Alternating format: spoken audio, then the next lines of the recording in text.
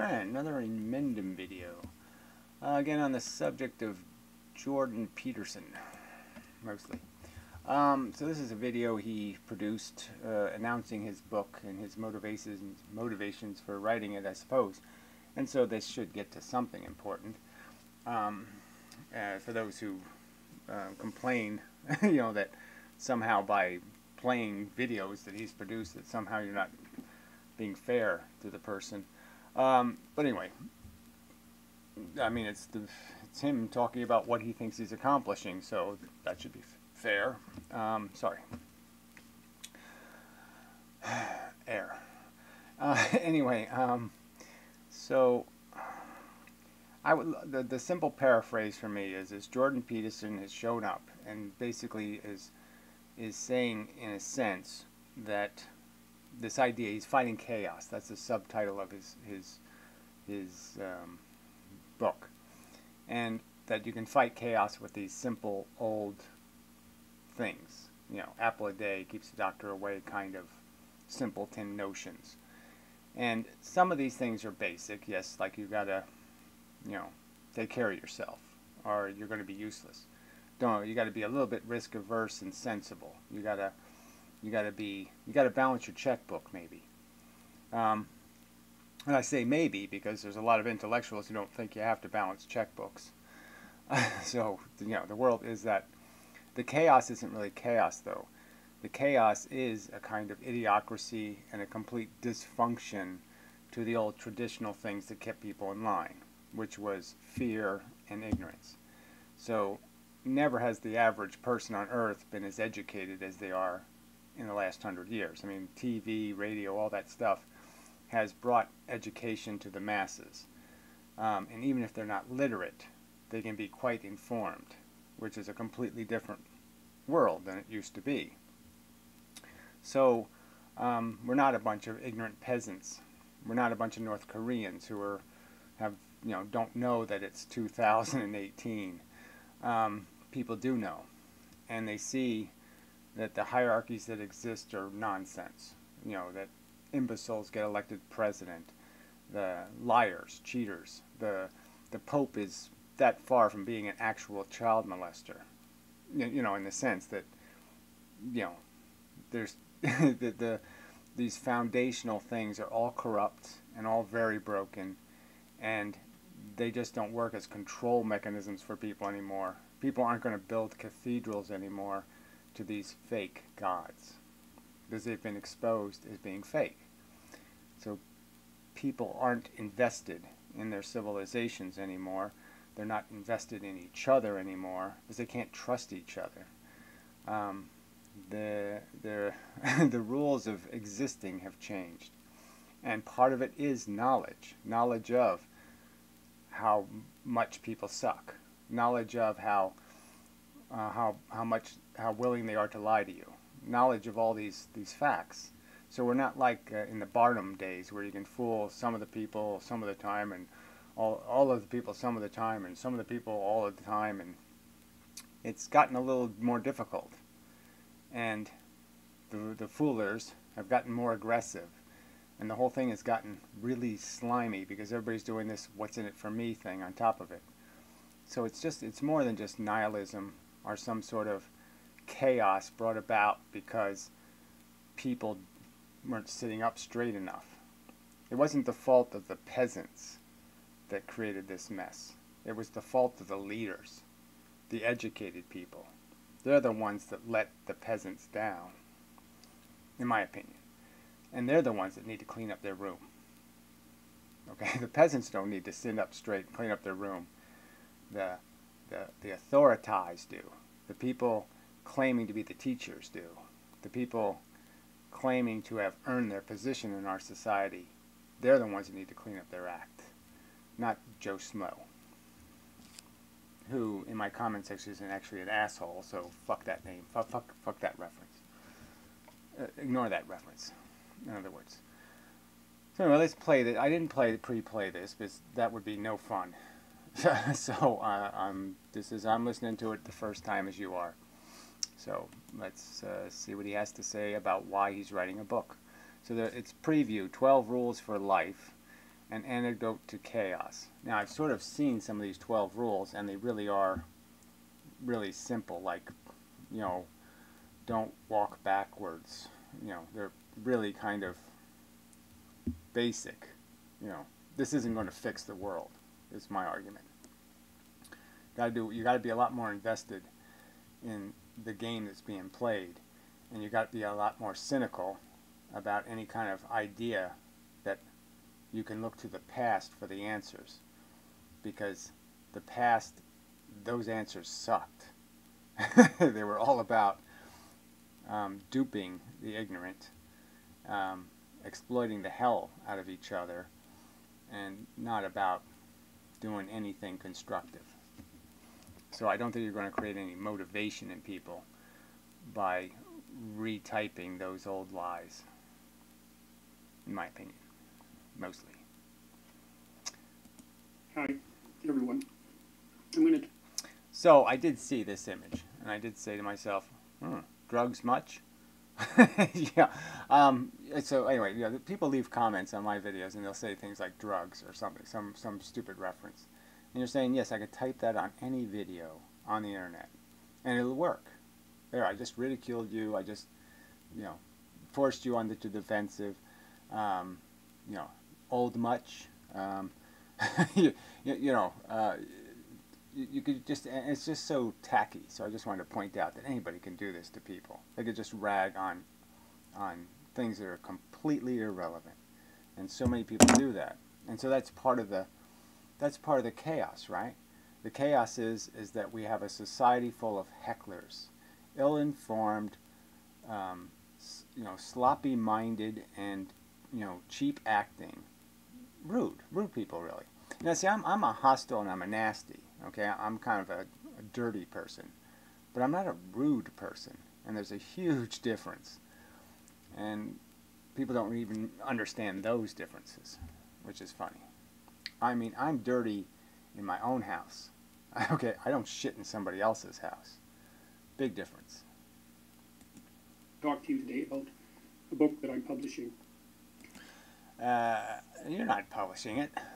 So you're forcing me to call you a publisher? And, you know, isn't that like somebody telling me you know, they want to be called King of the Rat People, and I don't want to call them King of the Rat People? I mean, you're not a publisher. I don't really have to call you a publisher. I protest. Oh, I'm just making a joke, okay? Because this guy gets all upset because some fringe characters in society now and then get all uppity and say, you know, if you're going to call him general, you have to call me double general or something. You know, they're just kind of silly.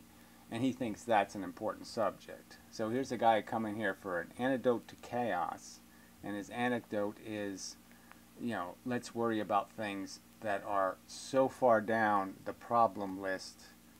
You know, you could spend 100 years going over problems and you still won't get to it. It's so far down on the problem list. But see, that's part of the chaos has been created by this idea that we have a whole culture that's just selling us what we want to hear. All the news is tailored to the constituencies it's trying to succor. So we have right news and left news, and oh, I'm a moderate news, you know, and they're all pretending to be these things, you know, and they don't do it with any real sincerity, just to, you know, bilk a market, built their, you know, just to get the screw their congregation, so to speak. There's just no ethics in it. So you can even look at the churches. You know, the traditional churches was made out of the community, right? And that became, you know, churches that are just trying to make money. And they're just frauds. And so they just put on a good Broadway show and get people to give them money. And that's the chaos. That's the thing we have to fix. Is all the the lies and the fakes, the pretense of people pretending to be things they're not. And again, this guy is sort of for people pretending to be what they're not, pretending to role play. You know, he wants to shove people back into those pigeonholes. Sorry, I won't keep doing this, but I just thought that was the end of my cheap jokes. The rest of them will be, well, they won't be penny jokes. They'll be, 3-cent jokes. In January of 2018, it's called 12 Rules for Life, an Antidote to Chaos. You're kind of overreaching, right? I mean, 12 little rules will fix chaos. And again, the problem really isn't chaos. The problem is that the human race is in fact growing up. And see, life is sort of simple when you're a little kid. It might not be pleasant, but it's simple. And it sort of gets simple later because you become part of the Borg, and the alarm clock wakes you up and you have your routine. But in between, like adolescence or something, yeah, that's really nasty. And that's sort of where we are. We're in a really rough adolescence where we're too smart for the kid games and too dumb for the adult games, in the sense that we're not smart enough to realize end games. We're not smart enough to think we have to work for the future. We have to do now what the bed we're going to, we have to make now the bed we're going to sleep on in the future. It's not about cleaning your room now. It's about having the resources to have a clean room in the future. It's about having the time to clean your room in the future. It's about creating an environment that will give you the power, the fortitude to stand up straight or sit up straight in the future. And that's where I think this guy misses. And it's going to be published by Penguin Random House. Ah, so they're the publisher. Yes, you're not publishing it, they're publishing it.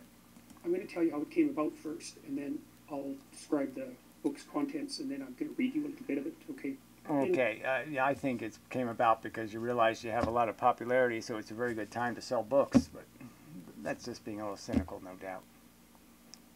In 2012, I did a Canadian Broadcasting Corporation program called Say No to Happiness, and in that program I critiqued the idea that happiness was the proper goal of life, claiming instead that it's much more useful and effective.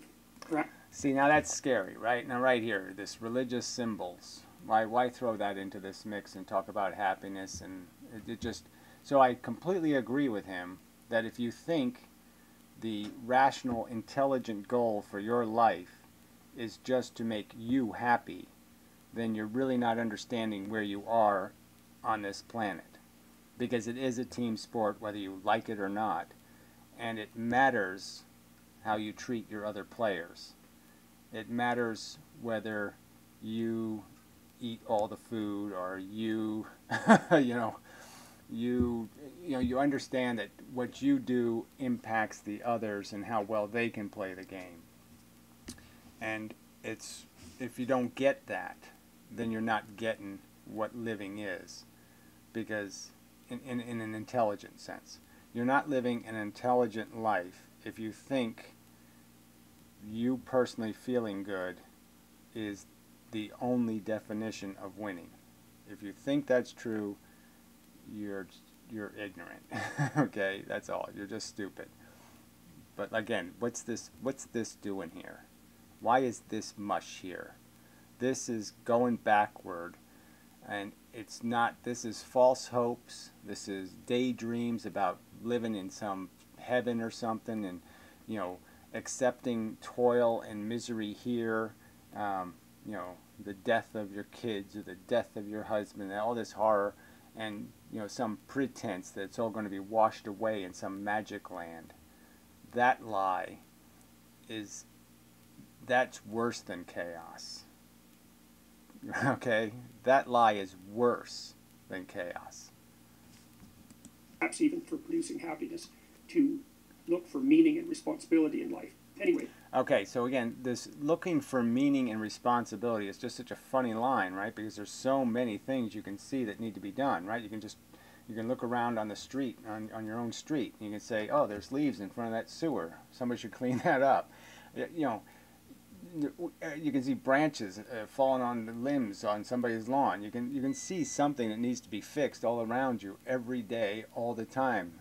You can see homeless people. You can see all kinds of things that need some help, that need some fixing. So this idea that finding purpose is all this difficult, it's not really. The trick is to be able to incorporate being useful and functional into a life that's pleasant to live. Okay, one where you don't get all the diseases, and you don't get burned to death, and you don't get broken back, and you don't get harmed in your service to civilization. And so blending those two things is the trick, making it fun to do something useful. So yes, we have a problem in our society now where a lot of people are enjoying video games and virtual experiences, but those virtual experiences don't glean any productivity out of them. In the virtual experience, they're not necessarily doing anything productive at all. Now, some of the technology they learn how to use and the hand-eye coordination skills they learn might be useful in a job somewhere, but I'm just saying it's a minor side benefit. And the society, to get out of a bit of dysfunctionality, needs to do a better job of incorporating public utility, getting value out of people, and making that fun for people. And it doesn't seem to have any interest in doing that, because the entire thing isn't run by a system engineer. The entire thing is just run by selfish people trying to make money without having to do any work. And that's the real vice. I received the following email as a consequence. Dear Dr. Peterson, your comments on the CBC program, Say No to Happiness, were both thought-provoking and challenging. They had me asking bigger questions, and that is always tremendously appealing. To be perfectly honest, it sounds like a bunch of vague gobbledygook. You know, again, I was impressed, and it's so impressive to be impressed by the impressiveness of the impressive. Thank you for impressing me with your impressiveness. some aspects were harder for me to understand than others. But Yeah, so some aspects, like the gobbledygook part. What did you mean by the gobbledygook part? Because I didn't get any of that gobbledygook. I was left wanting to know more. Have you considered writing a book for a general rather than academic reader? I'm a literary agent and co-owner at the Cook Agency. We have experience with academics interested in writing for a broad audience. Oh, fantastic. So now he's going to give us the whole history of the book in the really crude, I don't really want to know this part, you know, where a contact had a contact had a contact, and then his brother-in-law knew this guy, and that's why I got a book deal. Oh, great. Working with them to remove the scaffolding that is required in academic writing and helping to make their work more accessible. We specialize in selling authors to international markets and developing. Gee, that sounds like just, you know, sounds like exactly the kind of crap the world isn't going to save the world. There's a bunch of people talking about what they specialize in, you know, and you know, sellers selling shit over and over and over again, the same piece of shit over and over. Writing careers. You can find out more about us at www.cookagency.ca. I look forward to hearing from you. Sally Harding. So, a literary agent represents an author and attempts to market their books, and so they can. Right, they sell. That's it, right? They just resell somebody else's value, and so they take a cut of the value because they, unlike the person who, like the artist won't lie about his paintings, he won't do this, he won't do that, but the seller will. So, yes, they need an agent because the agent will bullshit, you know, preposterously, and do the kind of dishonest, dirty work of convincing people with psychological problems, essentially, that they need to hang a piece of crap on their wall to have status or to be stylish. The extraordinarily useful people, and in return for that, they get a percentage of the book's profits, and that's how they make their living. So it's difficult. Gee, I mean, you know, I'm sorry. I'm just saying, if I wrote a book, you know, it's in the process of being written. I don't think I'm going to be writing all of it, but whatever. It's you know, happening kind of, you know, little pieces at a time. Well, anyway, it's in the thought process anyway. But if I were, it would really just be about the book. You know, it's about the mission, what the book's going to do, not about this. Job, especially now because the market for books is, well, very complicated and increasingly restricted, I would say, to a few extremely successful authors. Anyways, Sally got a hold of me, and I had thought about, for a long time, about writing a more popular version of my first book called Maps of Meaning. And I actually produced almost a complete manuscript. That was, let's call it a simplified version, or I wouldn't say simplified exactly, more, well, I tried to make it more accessible. But okay, so, you know, that sounds almost like a Professor Anton kind of title, and it was kind of funny. He left a kind of a pleasant comment on my last video, which was a surprise. But, you know, again, a person talking about meaning who can't even understand our origins, the fact that we live on not only the simple idea that we as individuals are nepotistic, you know, and racist, and then we're nationalistic, and then we're speciesistic, and this is a really big problem with us.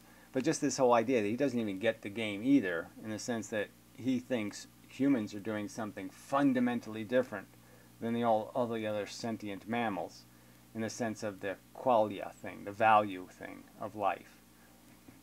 And, you know, to me that's just so, how can you know what meaning is when you don't even know that 99% of the meaning you have ignored its existence?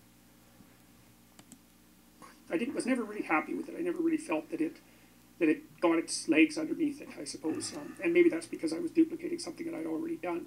I was thinking very hard about what to do about this and how I might approach it, because Sally was interested, and I thought it might be a good thing to try to write a book for a more general audience.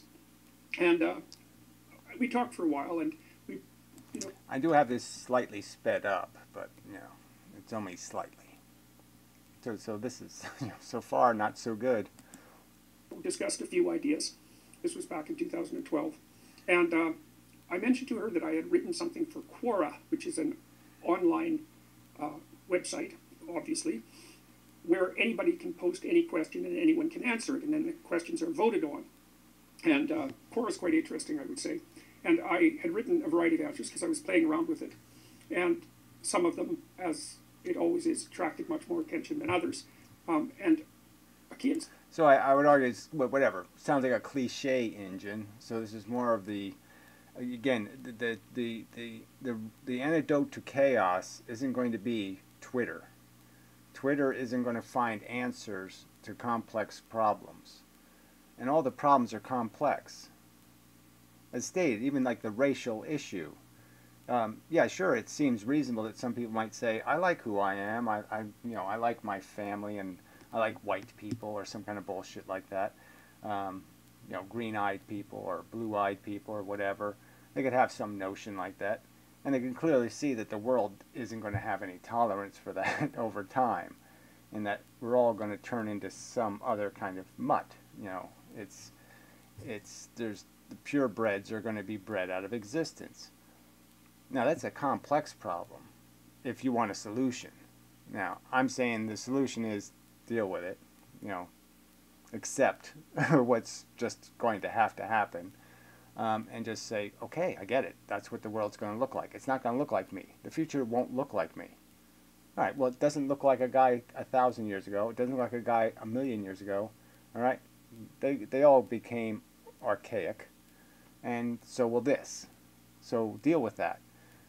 Or the alternative is, if you want a solution to it, well, that's going to be a complex answer, because it's your choices. You can't use the simple answer of, well, let's create separate nations of racial purity, because that's going to get ugly as hell.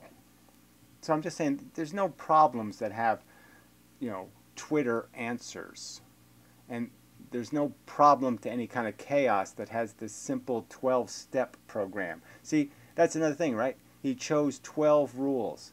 So he's duplicating the alcoholism 12-step program. Maybe that's what he's, you know, sort of got the look. Maybe that's something that he knows personally. Oh yeah, it really helped me doing this.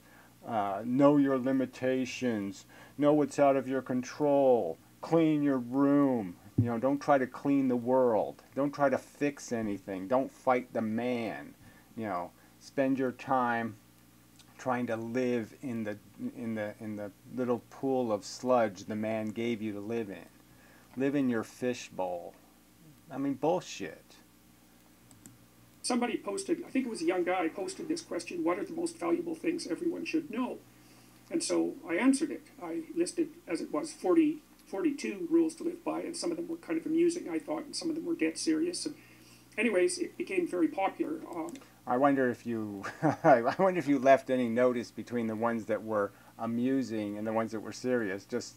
I'm just curious whether the people who read them could tell the difference between the funny ones and the real ones. On Quora, and as of now, it has 174,000 views and 2,500 upvotes, which makes it one of Quora's most popular answers, as it was soon after I posted it. And I thought, well, people really like those rules. There was something about people. Now, it's a really tiny amount of people on Quora, I think, a little tiny amount of the human population, and I'm sure it has kind of a niche appeal. So it's not even like a random, it's not even a broad sampling of the world or America or Canada or anything. It's probably kind of niche people of certain that have whatever the value is, like Fox News or something. It's not a representation of people. So the fact that you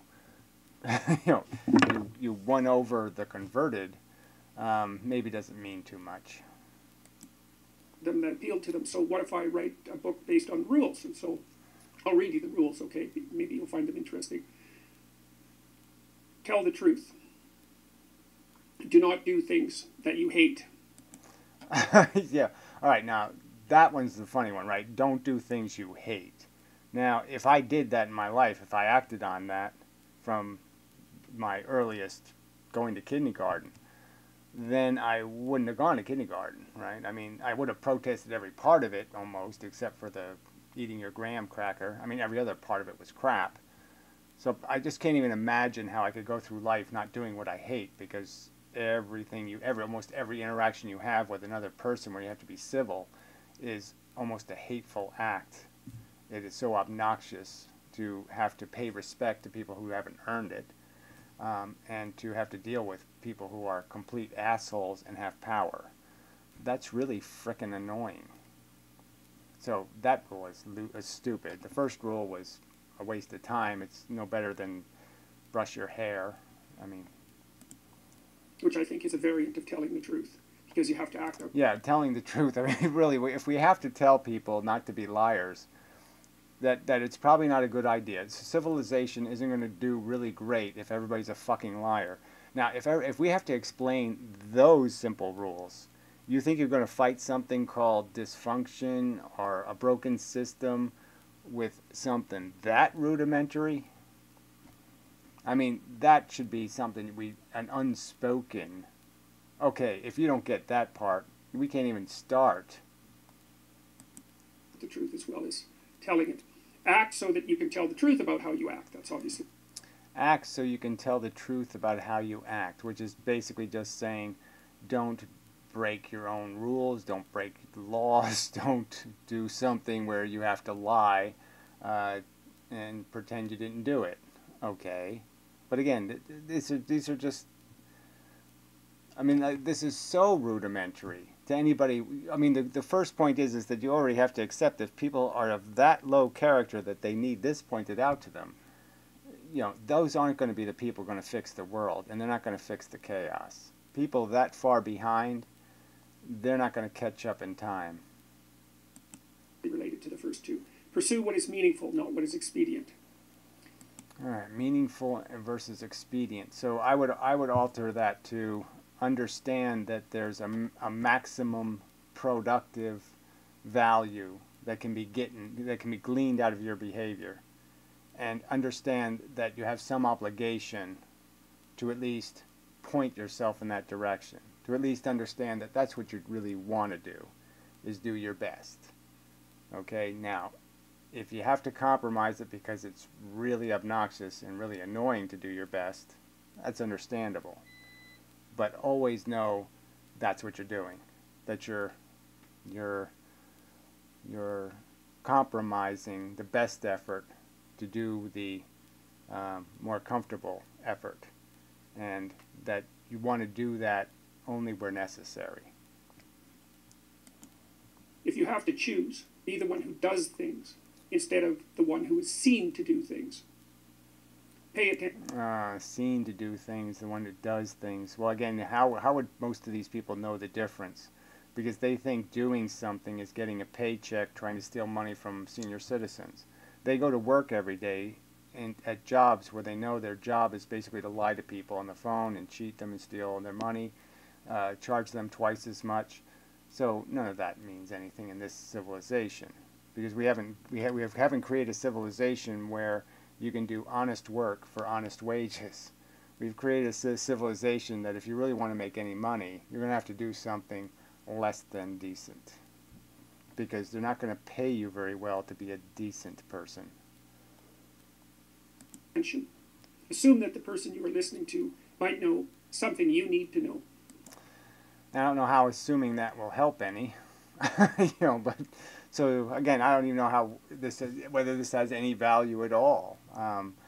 If you're listening, then at least you're listening. But to have false expectations, I mean, it seems like that would be an incredible waste of time to go into every interaction with people thinking they're not going to bullshit me. That would be safer than to think they actually are going to say something insightful that you haven't already thought of, because it seems the odds are against that, in my case anyway. Listen to them hard enough so that they will share it with you. Plan and work diligently to maintain the romance in your relationships. Whatever that means too. To maintain romance in relationships. The whole way relationships evolved has been a real problem. I mean, the only thing that kept relationships together in the past was draconian laws that essentially says you can't get divorced, you can't can't get separated, you can't do any of this stuff. So and as soon as we loosen those shackles on people's relationships, the truth was learned that people grow apart, and it just happens. And people change in what they need and what they're hungry for in their life as they mature and go through their life. And so the simple idea that there's some sort of thing called romance and that somehow you can maintain it with some sort of flowers. Oh yeah, I gave the wife some flowers. That, I'm good to go for another year. I'm just saying I don't think most people are going to be bought off with those gestures anymore. Be careful who you share good news with. Be careful. Be careful who you share good news with and bad news. I don't know how that could possibly mean a damn thing. Nope, can't figure that one out, sorry. Careful who you share bad news with. Make at least one thing better every single place you go. Yeah, so I got nothing against that. Always be aware that, like I said, you're living a life that is a happening.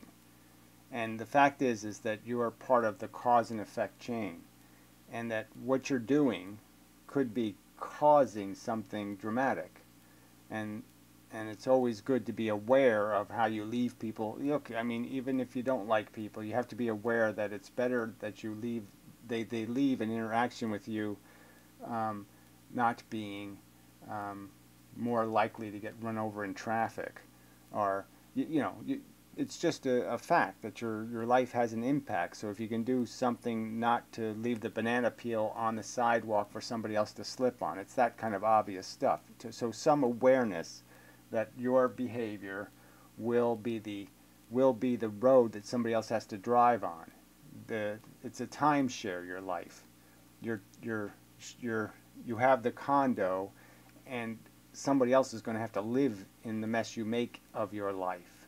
Other people are going to have to live on that mess. It's just a fact.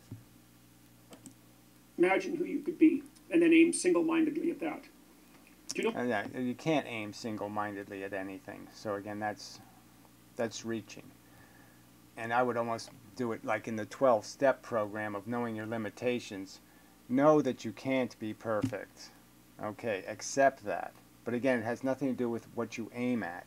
But you don't aim at it single-mindedly, because you have to always understand that there's huge trade-offs for everything you do.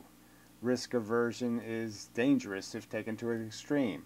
Recklessness is dangerous if taken to extremes. So it's all this measuring all the time.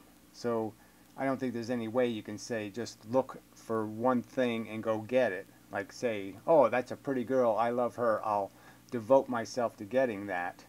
And not recognizing that that's not going to make you satisfied in your job. And that's not going to fix the fact that you're 50 pounds overweight.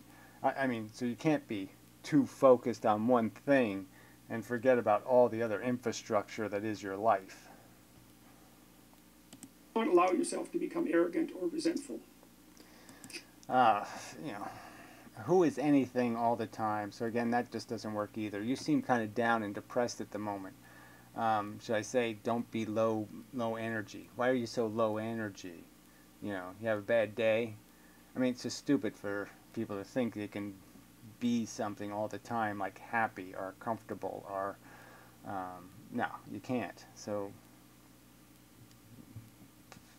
whatever. Try to make one room in your house as beautiful as possible. Oh, well, that's better. Yeah, that's a little easier, sure. I'll make it a very small little room, you know, Laura's room.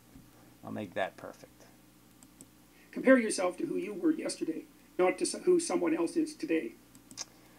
Again, compare myself to who I was yesterday, and for what purpose? I mean, you know, that's just going to be depressing, frankly, for how most people's lives work. I mean, if you compared yourself to who you were 10 years ago, you're going to be kind of disappointed. So we all get disappointed as we get older, I think. You're kind of disappointed that you don't have the same power, you don't have the same mojo. So I think that's a waste of time. I think the comparison always should be to the perception of what you could have been. Okay, and just keep pointing out that you have to keep trying to be better, and that's all that really matters, is some understanding that to do any of that stuff, you've got to be aware of it, and that means you're going to have a voice in your head that nags you a little about making a little bit better effort. Work as hard as you possibly can on at least one thing and see what happens. Again, I don't even know what that means. Of course, everybody does that in their life. They have certain moments where things look like they're clicking, and they go full bore into it, and you know. But I don't see how that's going to fix chaos in the world, and I don't necessarily see how your life can be directed by that, unless you're going to argue that just get distracted by different projects. Every 5 years become a different kind of artist or something. You know, 1 year for 5 years do sculpture, and then change to paintings, and then change to this, and then change to that, and that way you'll just get through your life being obsessed with some, you know, whatever. Time-consuming labor work that somehow will give you enough whatever. You'll be distracted enough to get from the beginning to the end, and that's all. But you're just being a distracted. You're certainly not going to get anything out of yourself as a fighter for a better future. You're just going to get through your life, and getting through your life is not, as you said right from the beginning, is not really the game. The game isn't your happiness. The game is your productivity. If old memories still make you cry, write them down carefully and completely. Maintain. That just sounds like some sort of mushy, psychobabbly mantra, mojo, blah, blah, blah, blah, blah. There, it's all okay. I watched my mother get washed away in a flood. Okay. Oh, I'll write that down. I saw my mother get washed away in a flood. It's all better now. I don't think so. Your connections with people. Do not carelessly denigrate social institutions or artistic achievement. I mean, really, social institutions being what, and why should anybody pay any attention to art in a sense? I mean, in a way, it's just indulgence. It's a kind of porn, okay? Yes, we're pleased by aesthetic things, and in some sense something our own imagination can't create for us. Seeing something that somebody else imagined and created can stimulate us, but again, this is This is more just, it's so heavily weighted in mush of entertainment and some kind of sensuality and getting petted than it is in making you more productive. It's just kind of a wank. Treat yourself as if you were someone that you were responsible for helping. Ask someone to treat yourself as if you were somebody you were responsible for helping. So again, as if, so this is a guy who's not big on victimhood, and yet that's all that sounds like. Treat yourself, you know, as if we don't have enough impulses from nature itself to be a selfish cunt. I don't need some mantra saying, oh, you're special, Gary, you need special treats. You treat yourself. You know, you don't, the world doesn't need more people saying, I need treats. I'm entitled. do you a small favor so that he or she can ask you to do one in the future. Make friends with people who want the best for you. That one, I don't even, you're just, who the hell does that? You know, do you really walk around going, oh, I have my friends and I just so much want to do the best for them? Who does that on this earth? It's just, friendships are always, some sort of advantage. You know, it's a kind of prostitution friendship. I mean, both sides are either feeding off each other or one's just being a complete parasitical relationship. I mean, it's,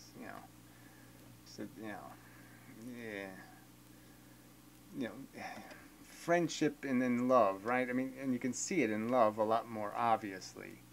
You know, the bargaining that's going on, and that the love is so tainted by desire and need.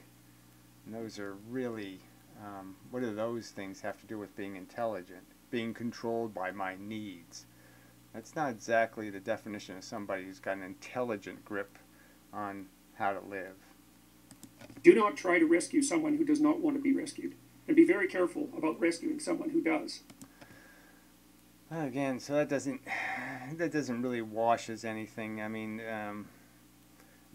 helping people is something that's admirable, and understanding through empathy that they're in a situation they shouldn't be in, they deserve the help. Whether I like them or dislike them is sort of irrelevant. When an unfairness happens, you just want to fix the unfairness. And so many of the things, so many of the circumstances that have people in trouble are often related to some sort of really tragic unfairness. And so you're really just fighting the unfairness. You're not really doing it for them. You're doing it because it's an automatic response to help the underdog kind of thing. Nothing well done is insignificant. So that's just tripe, insane tripe, right? I mean, the pyramids were well done, and their significance is a colossal waste of human industry, just an insane waste of productivity. They could have built so many canals, and they could have lined the entire Nile River with bricks. They could have done something magnificent with all that labor, and all they made was monuments to egomaniacal lunatics. It's an insane waste of labor. Very well done, but an insane waste.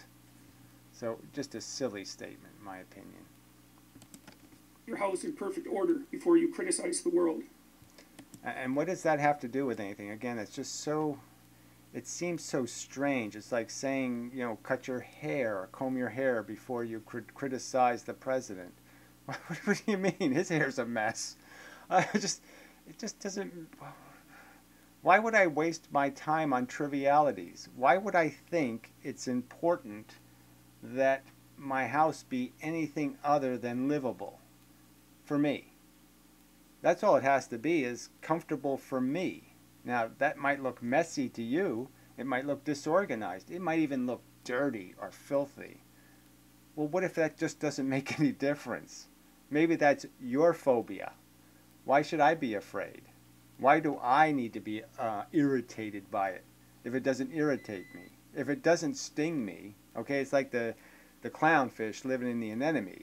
If I'm not being stung, Why should I find it a bad house? It's a perfectly good house. Don't live in anemones. They're poisonous. No, they're just fine for me. So again, this is like mama talking to you, right? Giving you mommy kind of advice. This is silly shit. Tie your shoelaces. Well, I'll just cut them off. How about that? Fuck laces.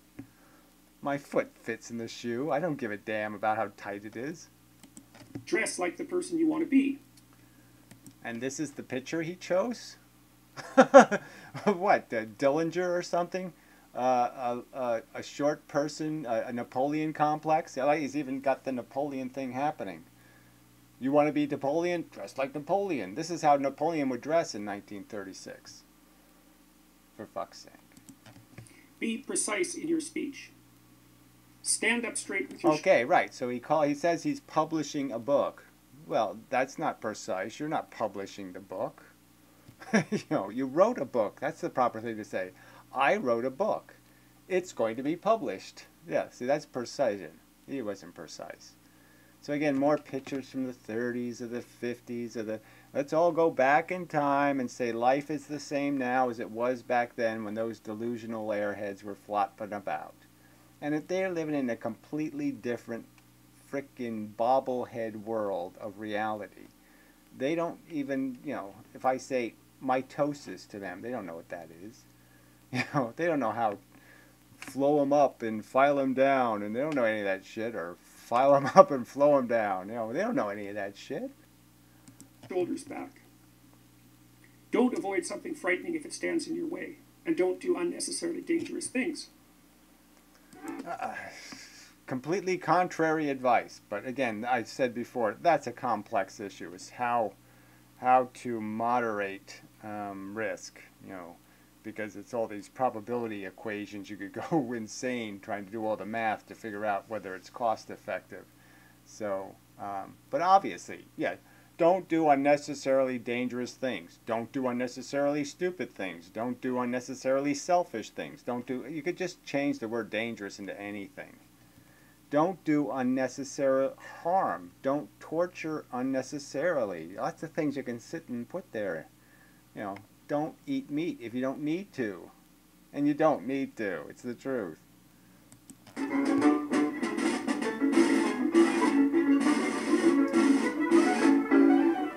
So this is his video. So he included this clip for some reason. For what reason, who knows. Like this old Keystone Cop stuff, in some ways, this is an example of what I'm saying. These characters in these old movies, like Charlie Chaplin, he never forced the negatives. The negatives were part of the world, and the world does this to us. It forces us into these fucking no-win situations. It burdens the hell out of us because it's so dysfunctional. The world is the chaos. See, he's arguing that somehow that guy forced the chaos. He didn't force it. The chaos comes for you. It's got your name, and it finds you.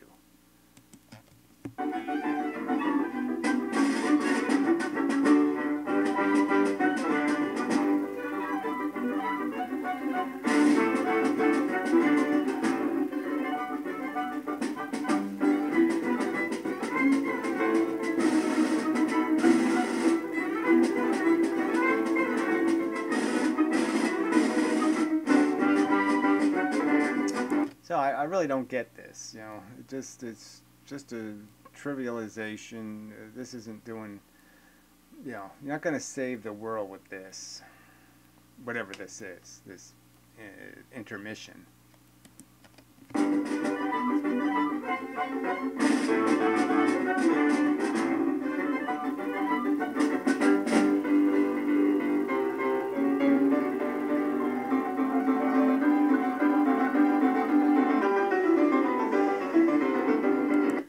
I mean, this stuff didn't work. Does this stuff work on anybody? Even when I was a kid, this stuff was all kind of dated, and I would have rather watched a Bugs Bunny cartoon than a Charlie Chaplin movie. I mean, this was just too set up. It's too obvious. It's, who falls for this as being anything other than just some sort of pantomime? I mean, you know, an audience in 1929 might laugh at this, but I think if you had an audience today and played it, you know, what? That's a joke? Oh, ha, ha, ha, ha, ha.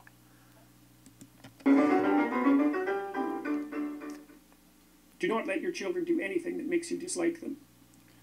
Do not try. Don't let your children do anything that makes you dislike them. I mean, how, in the first place, making your children do anything is almost impossible, and understanding how much pressure to put on your kids to be more than they are, you know, be all you can be.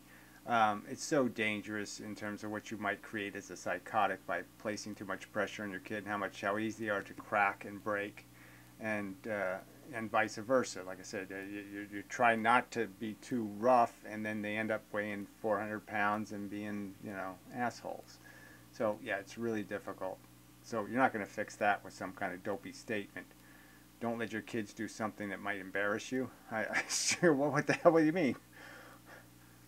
How the hell do I control all that? Transform your wife into a maid. Do not hide unwanted things. Don't form your wife into a maid. So do some vacuuming now and then. Let your children do anything that makes you dislike them. Do not transform your wife into a maid. Hooker's okay, but not a maid. So I don't know what his argument there is. I mean, obviously he doesn't even, he's talking as if he's writing the book just to men. You know, it's so disconnected from the fact that half or more of his readers might be women. And they're like, what is that? What are you talking about? How is that relevant to me? I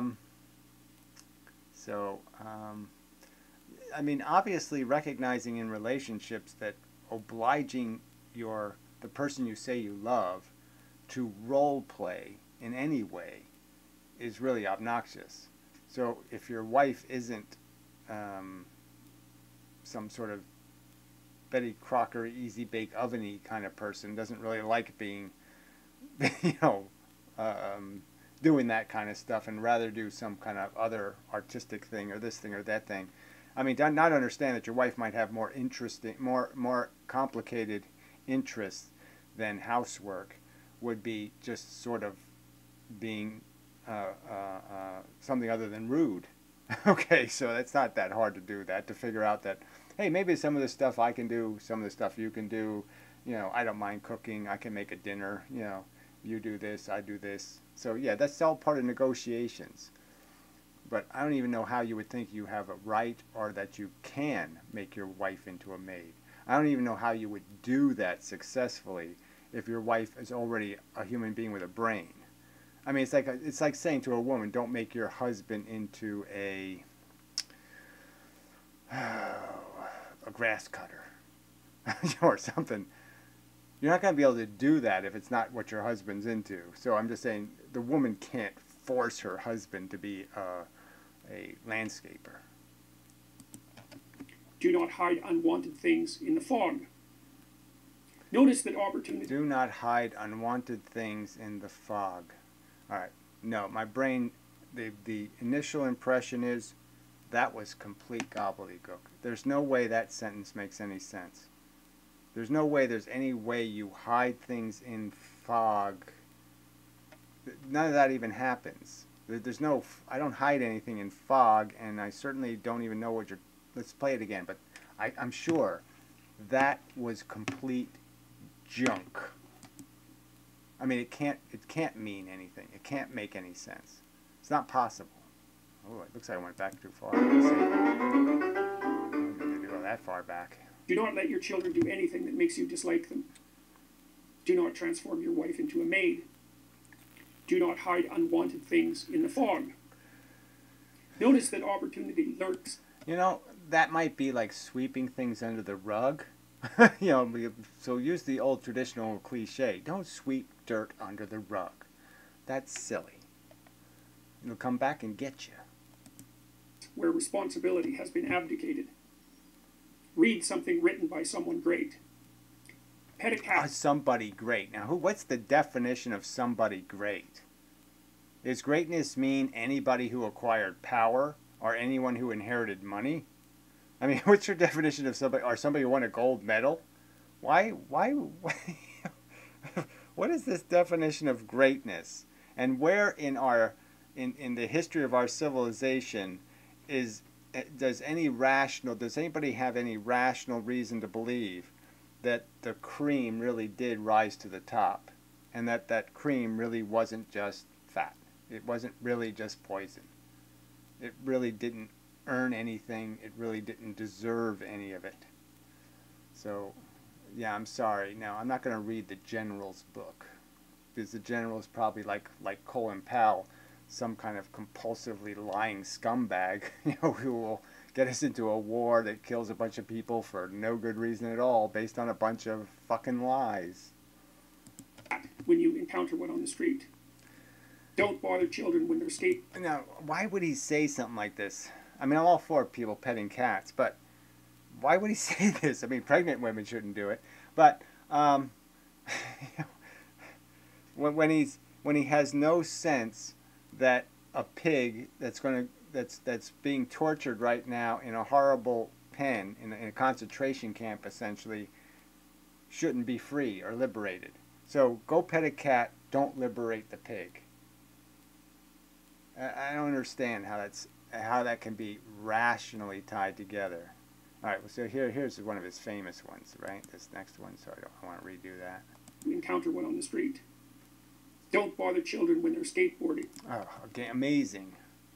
So these are one of those things where you don't want your kid to do something that you'll hate them for, or that you will find them obnoxious in the future.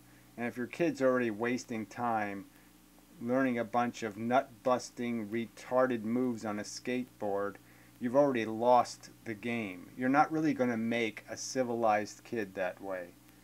It really doesn't happen that way, right? I mean, that's bullshit stuff, okay? I mean, if you're going to have a kid do activities, again, it's better to have them waste their time doing video games or doing some other stupid thing than first off doing something that is physically, could be potentially destructive to their entire future in terms of the physical injuries they're capable of creating. And especially the stunt idiotic stuff where they physically could actually break their testicles. I mean, it's just stupid to sit there and say, let the skateboarder skateboard. Because there's probably nothing good that's going to come of that. Absolutely nothing good. If you have to have a kid, it's better off you try to make it play golf or something. Skateboarding is stupid. Don't let bullies get away with it. Write a letter to the government. Oh, right. And so you just don't let bullies get away with it. Go ahead. Tell the cop, hey, you fascist fat flatfoot, quit harassing that guy. Don't let them get away with it. If you see something that needs fixing and propose a solution, remember... Who do you propose it to exactly? Again, that's part of the chaos that needs fixing, is the people who do have solutions, the people who are the responsible for collecting solutions and evaluating them, haven't got a clue. So the solutions are basically going right into the toilet. That's the problem. That what you do not yet know is more important than what you already know. And be okay, we know that's silly anyway, right? You know that, I mean, as you get older, it gets harder and harder to find something meaningful as a fact. All right, the basic facts you learn, they're not that, there's just not that many. Evolution, the fact that, there's some psychology involved in how my brain functions, okay? Part of it's my genetics, part of it's what country I was raised in, part of it's how much education I got, and part of it's just a bunch of circumstantial events, where did I wet my pants and how humiliated was I, and, and all that shit that defines who you are and your character. Oh, that's almost all that life is made out of, is a bunch of completely unrelated mixture of ingredients, and some of them don't mix well, like baking soda and vinegar or something, and there's a bubbly reaction that creates a real mess. But it doesn't, you know, it's best to understand how messy psychology can get than almost anything else. But you're not going to, you know, the older you get, it gets harder and harder to find a meaningful fact, a new one. Grateful in spite of your suffering. So those were the 40-odd rules. Let me get this. And so those were the. That didn't sound like to the 40. government. If you see something that needs fixing and propose a solution, remember that what you do not yet know is more important than what you already know. Now, see, I'm just saying, that's just such an amazing statement. I've taken my life pretty seriously. I've looked into a lot of stuff, so I think I've gotten all the big facts. I would say you're the one who doesn't know. You know, that you're missing some really big ones. The whole game thing. The whole idea that the field isn't just about your race or your human species. That the game of sentient comfort and fulfillment and satisfaction is being played by a whole bunch of other animals also. And be grateful in spite of your suffering. So those were the 40-odd rules. And be grateful in spite of your suffering. I still don't get the connection to that one. And be grateful in spite of your suffering. I mean, grateful for what? I'm sorry, I don't... What am I supposed to be grateful for? What the hell are you... Let bullies get away with it. Write a letter to the government if you see something that needs fixing and propose a solution. Write a letter to the government? He doesn't even say, like, send an email? Oh. Remember that what you do not yet know is more important than what you already know. And be grateful in spite of your suffering. Okay, so that's just amazing. I should be grateful for what? I just don't understand. I'm grateful that I'm a robot programmed to be a selfish asshole in a world of other selfish assholes, in a world where no one's really paid attention to any kind called infrastructure or a good game or balances and having fairness, a fair game to play, fair soccer, fair baseball, fair Olympics. No, we have all this inheritance, we have all this white privilege, we have a lot of disproportional nutrition and fertilizer. This isn't some kind of even good garden game we're playing. It's full of fucking all kinds of crap and gnarlies and nasty bits. Grateful for assholes who didn't build a proper nest before they farted me into this fucking dirty pigsty. That is just such nonsense. No, I'm not going to be grateful to reckless assholes for not building a nest and then in very much the truth, poisoning the environment so no one even in the future will be able to build a nest because we've destroyed the nest building materials. So eggs will have to be laid in real shit, or only shit. So fuck that, grateful. Be angry. So those were the 40-odd rules. And people were pretty happy with them. And then something odd happened. So a friend of mine is a novelist, Greg Hurwitz, and Greg wrote a book that's become very popular called Orphan X. And one of the characters in that book, the female lead, I would say, the off and on again romance interest for the main character, posted these rules on her fridge. And so they were peppered throughout the book. So that was kind of an interesting development, I thought. And then so he got his rules into a novel, so the little trivialisms were on a refrigerator, and people really liked these rules. These rules said something to people. Now, I would argue that the only people these rules could say something to are, like, religious kooks, traditionalists, what else? I don't know. I don't even know who. I mean, I could just sit there and just say, no, somebody should go get some Aesop's Fables. They're much more interesting stories built around these simple things about don't lie and don't cheat and don't steal because it'll all come back to get you in the end. And, you know, the little white lies grow into big giant green and purple and pink lies and, you know, all those. So yeah, there's all kinds of places you can get these simple this is like a Bugs Bunny cartoon even, right? Even stupid little cartoons as a kid had all of these moral things in them. You know, all of these little simple ethical decency thingies. But I just don't think it's nearly enough. Not nearly enough. I mean, all of Shakespeare's plays all have a theme and a story in it about, you know, bigotry will get you, this will get you, arrogance will get you. You know, it's all in there. And it obviously isn't enough.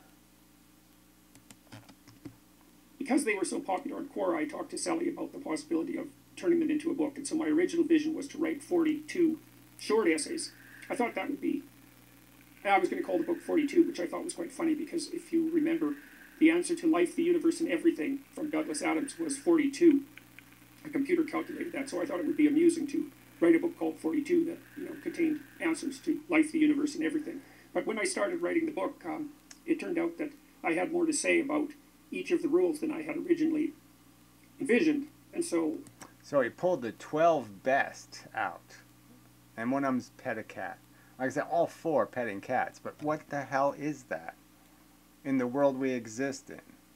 We're in a world where 2 million feral cats are going to live marginalized, crappy, shitty lives with their nuts cut off and their vaginas pulled out, you know, because we're paying a huge amount of money to cut their nuts off and pull out their vaginas and, well, cut out their ovaries, and then throw them back on the street to die in 2 years. I mean, and that's a solution. Quote unquote solution. Waste a giant pile of money torturing animals with surgeries so you can throw them back on a street where they're not meant to live.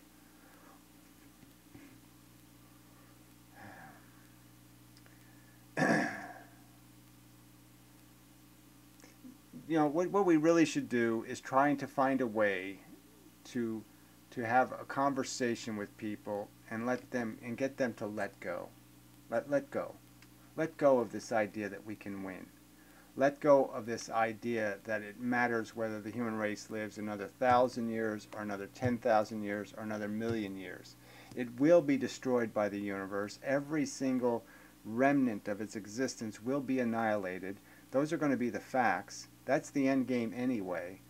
And do we really need to keep investing in this? Do we really need to put cats on a street they can't live on? Why are we doing that? Because we can't accept death? Because we can't accept... No, it's enough already. It doesn't need to exist. You don't need to force the life so it can just die. It's just stupid. Let it go. Let it go. There, that's my one rule. Let go of your delusions that this is a winnable game. You're not winning.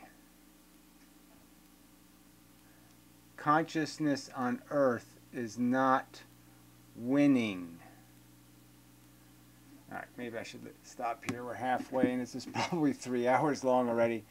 So okay, you know, so he's got. We went halfway, so now we can see how he's going to get to this. How these 12 rules do something about chaos. And again, let me just emphasize: I don't think chaos is the problem. The problem is humans aren't as dumb as they used to be, and that's just a fact. They're stupid. Don't get me wrong. They're not as ignorant, okay? They're stupid in that they haven't learned enough to be smart, but they're not ignorant anymore. So they're not going to live in North Korea, and they're not going to live a life of a slave, and they're not going to keep pretending God has a plan for them, and no matter what happens to them, no matter how many of my children or how many wives you kill or how much cancer you give me, I'm going to keep saying thank you. No, we're not going to do that anymore because we're not stupid enough to think that it's all worth it because we're going to go to Candyland. You know, we're going to go to, you know, Dollywood. We're going to go to some amusement park in the sky and it'll all be worth it. because we'll have so much free cotton candy. That crap just doesn't sell. And that's why the world's going to have some trouble. Because the bullshit has run out. It just isn't going to work anymore. And he's just saying, let's repackage it one more time. Let's just keep repackaging traditional bullshit and everything will be okay. No, not even close. So anyway, that's probably enough. I know it's enough, but it's probably too much. But anyway, it's what you get. So you got it. Thank you if you listened through this whole thing. I appreciate the attention. I appreciate, frankly, yeah, yes, thank you. I don't know what to say. I appreciate it. Okay, thank you. I can't say it was my best effort, so I feel kind of embarrassed that I didn't do better. Just if you listen to all this. But anyway, I did the best I could do under the circumstances this exact moment in time. And that's all I can say. I'm always sort of doing the best I can. Mostly. So anyway. So, till part 2.